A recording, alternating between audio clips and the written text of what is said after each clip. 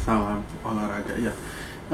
Minggu ini ada ajang badminton ya, Malaysia Super 500. Jadi ini kembali melanjutkan seri dari apa namanya, untuk seri Asia Tenggara. Jadi kemarin sudah berlangsung ya di Thailand dan sekarang di Malaysia ya. Di Malaysia sebetulnya pemain top ya, beberapa udah mulai banyak yang tampil lagi, cuman masih belum semua kan.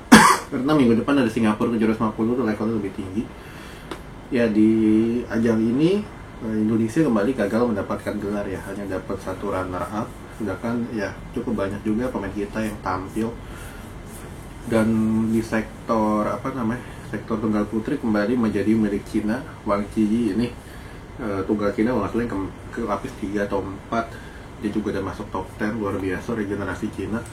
Lalu di sektor ganda putri Jepang, Iwanaga Nakanishi ini Jepang ya sekarang kan ibaratnya selepas Fukuroka lalu Mayu sama Wakana cedera, praktis mereka cuma ngandelin Shida doang sama Matsuyama, tapi gue bilang itu nggak cukup. Jadi mereka sekarang lagi coba untuk bangun lagi pemain-pemainnya ya, walaupun gue bilang Jepang ini agak sedikit kekurangan talenta ya dibanding ketika era prime-nya mereka. Lalu dari ganda campuran ya, ini yang gue bilang ini sayang ya Indonesia ya, Rinov Pita. Cuman gue bilang terlepas dari kalahnya mereka, gue lihat dari segi permainan mereka udah ada progres. Udah ada progres gimana ya, sebelumnya kan ya terutama Rinov ya, sebelumnya dia cuma ngandelin smash kencang doang, dimana smash dia pun kalau dibilang ya nggak kencang sama sekali, jadi bisa dengan mudah dibalikin bahkan oleh pemain wanita sekalipun. Dan tadi gue lihat dia udah ada perkembangan di mana nggak terlalu banyak ngandelin smash dan lebih banyak ngandelin bola-bola pressing. Dan ini yang kalau gue bilang kelebihan ini yang harus di upgrade terus, karena kita lihat udah contohnya berhasil Yuta kan. Kalau kita lihat Yuta Jepang pun dia juga punya smash nggak kencang juga, tapi dia mengandalkan intelijennya ya untuk bisa membongkar pertahanan, dan itu berhasil. Dan ini yang sedang coba dibangun oleh Rinov. Harusnya dia bisa konsisten ya, karena kalau gue lihat tadi justru pitanya tadi yang jelek. Di mana berapa kali momen dimana dia nggak berani untuk ngadu ya depan dengan Seven, dan ini yang harus coba dibenahi ya untuk kita. Walaupun ya mungkin ini partai final jadi mereka agak sedikit gugup karena mereka ini kan jarang masuk final. Dan ya secara overall progres sudah cukup bagus untuk pemain ini satu. Lalu dari ganda putra sayang kita nggak punya lagi ganda putra sebelum yang masuk ke final Malaysia Master.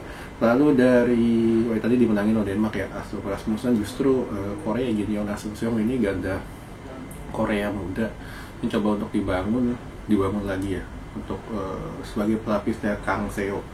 Lalu dari tunggal putra Axelsen Lee Sicha ya, sebetulnya Indonesia yang nurunin Kiko sama Alwi kita lihat dari segi power dia masih belum punya, jadi kalah di kualifikasi. Kiko, nah ini dia satu yang kalau gue bilang tahun terakhir ketemu pemain Hong Kong ya, kalau gue bilang ya dia Hong Kong ini kan ibaratnya walaupun dia orang Indonesia ya, tapi dari segi teknik harusnya Kiko bisa. Cuman gue bilang ya kembali ini frustrasi ketika sebenarnya nggak nembus, dan ini kembali terjadi lagi. Dan ya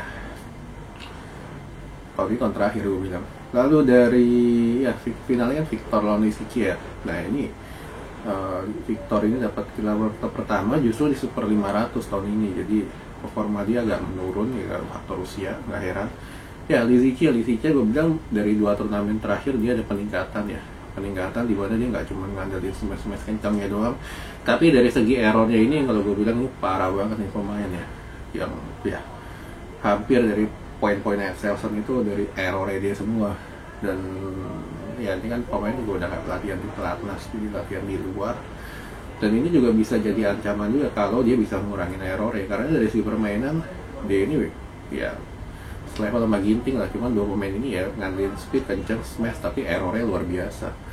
Oke.